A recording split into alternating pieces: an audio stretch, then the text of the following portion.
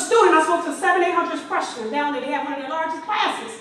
And the freshman went home and told her mother that she forgive her. I talked about forgiveness. I don't come into an intellectual space and I deal with the heart. So that's why I opened y'all up to the chain breaker. We can't expect our kids to learn when their hearts are messed up. And so she went home and forgave her mother. Her mother was on the phone like, who is this?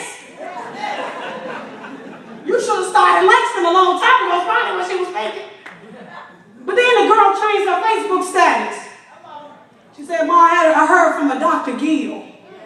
And I think that what she said is real. When she told me I need to take the L. What you want to know? You want to know what it is? Glad you asked. I tell you, take the L.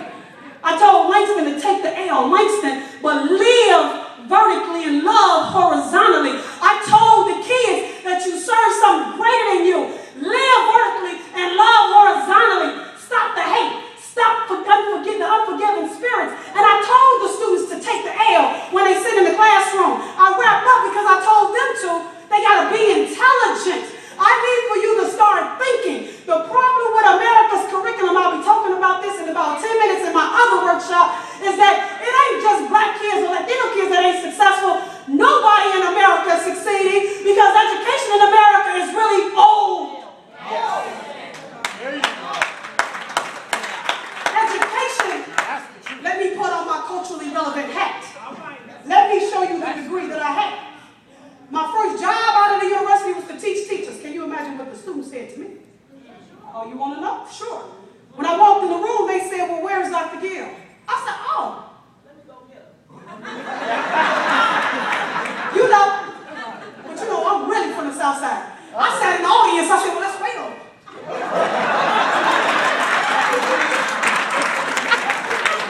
How far you going to take this? To the young people, that's the real definition of where they do that at, when you realize that even your degree don't change how you look. And some people don't even appreciate your skill set, your resume, your curriculum vitae, your degrees. That's why Oprah didn't get to touch the $38,000 purse. I'm sorry, we gotta talk this thing. I don't want nobody saying, well, why you go there, because the ingredient is in the gumbo. And if you want to eat what I made, don't just take the tomatoes for this ingredient, for this soup to taste this way. I used all ingredients. Some of the people in our culture today want you to believe in that whole thing. They want you to buy this concept that we live in a post-racial society. I dare you to take on your grandma's dressing without some sage.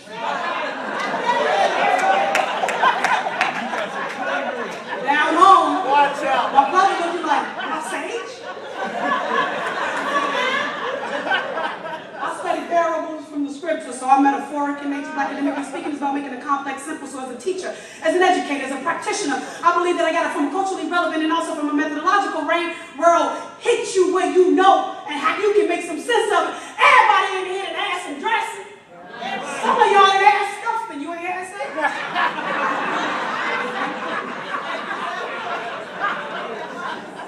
Y'all ain't had no say. So don't sell me educational success without the ingredient of sage.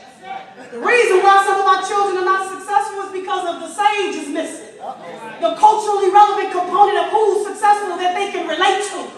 It shouldn't be in 2013 that in 29 chapter history books I can still only find in chapter 28 Dr. King, Rosa Parks, and Harriet Tubman. Where's the sage?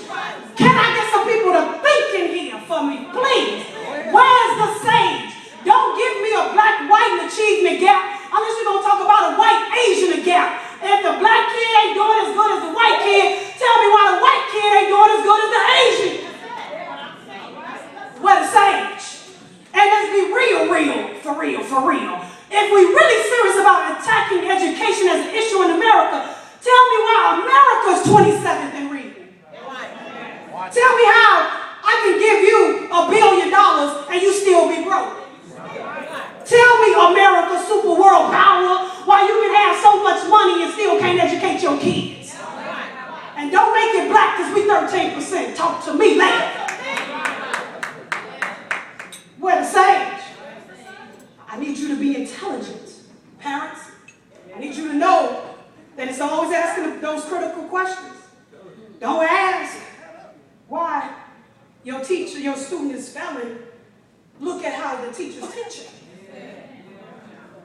Think about the administration and ask questions about who has historically held certain seats to make certain decisions. I need you to ask some questions. I need you to think from a historical space and talk about how desegregation impacted the state of Illinois and the North. And everybody's talking about the South. When yet in 1967, Illinois didn't desegregate its school until 13 years after Brown v. Board. Where's the freedom in that? I need you to ask some questions. I need you to look for the sage. Just as you wouldn't eat dressing without that sage, I don't need you to go to a school without that critical thought. I need you to challenge the teacher. Even challenge yourself. And be clear. And know that if sometimes your kid ain't read, maybe it's as simple as you picking up a book and reading in front of them. Watch it.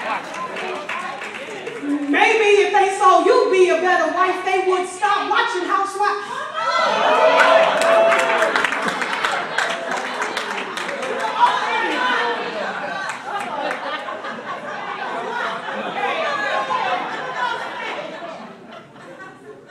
Is my car outside?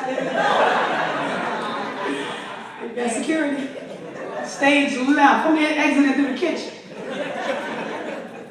Maybe if they understood that wives don't act like that. Wives take care of their husbands. They don't sleep with everybody else. Wives raise their kids. They don't act like kids. I said it earlier, you ain't my friend. You are not. Don't call me girl. You ever been smacked twice? I don't want nobody but Dr. Gill reporting her to the Department of Children and Family Services. I tell y'all can miss me with that. My mama missed the memo on DCFS. She called it HOMELESS. You call them if you want to. Matter of fact, that's your new landlord. I want you to call them. Because when they come, I'm packing your bags. Because when I go to jail, I can